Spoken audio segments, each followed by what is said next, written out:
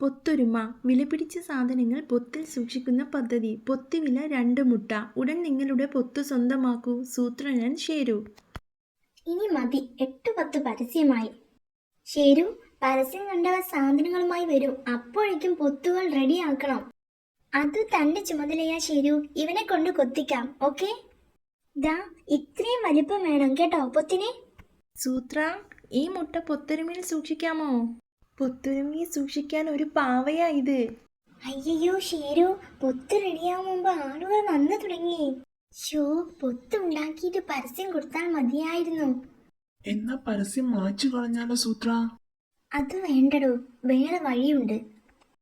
ചേട്ടാ, ഇഷ്ടമുള്ള മരം തിരഞ്ഞെടുത്തോ, അതിൽ പൊത്തുണ്ടാക്കി തരാം. സൂക്ഷിക്കുന്ന സാധനം എപ്പോൾ വേണമെങ്കിലും വന്നെടുക്കാം. എനിക്ക് ഈ മരം മതി.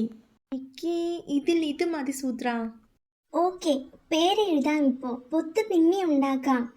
പേര് നോക്കി സ്വന്തം പൊത്ത് തിരിച്ചറിയാലോ. പൊത്തിൽ സൂക്ഷിച്ചോ, ദുഃഖം വരില്ല. അതെന്താടോ? സൂക്ഷിച്ചാൽ ദുഃഖിക്കേണ്ട എന്നല്ലേ? ഇത് മരുന്നാ സൂത്ര, പൊത്തിൽ സൂക്ഷിക്കാനാ. ഓക്കെ, പേരും മരവും പറ. പൊത്തുണ്ടാക്കട്ടെ, മരുന്ന് അകത്ത് ഒഴിച്ച് സൂക്ഷിക്കാം. ഇതെന്റെ മോന, മഹാവികൃതിയാ. വൈകുന്നേരം വരെ ഒന്ന് പൊത്തിൽ സൂക്ഷിക്കാമോ? അയ്യോ, ജീവനുള്ള ഐറ്റം സൂക്ഷിക്കില്ല. പോത്തിനെയും എരുമയെയും ഒന്ന് കാണാൻ വന്നതാ. പോത്തും എരുമയും ഒന്നും അല്ലടോ, പൊത്തൊരുമയാ. ഷീരു, 10-20 പേരായി. താൻ ഇനി പൊത്തുണ്ടാക്കാൻ തുടങ്ങിക്കോ. പൊത്തിന്റെ അളവ് താൻ മരത്തിൽ വരച്ചു കൊടുക്കണം. ബിസിനസ് ആയാൽ ഇങ്ങനെ വേണം. ഒരു ടെൻഷനുമില്ല. എവിടെടോ എന്റെ പൊത്ത്? പേര് നോക്കി കണ്ടുപിടിക്ക് ചേട്ടാ.